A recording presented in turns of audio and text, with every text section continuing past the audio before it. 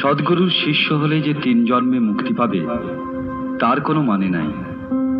তবে আমার কথা আমি বলতে পারি, আমার অনুগত শিষ্যরা তো 3 জন্মের মধ্যে মুক্তি পাবেই।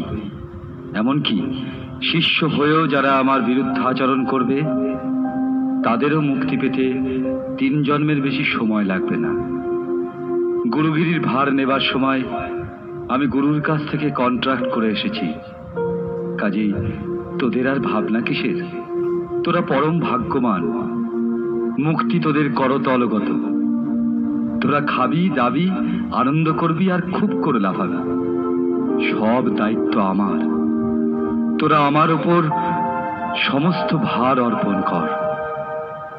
তোরা আমার এপারের কর্ম নিয়ে থাক, আমি তোদের ওপারের ভার নিলাম।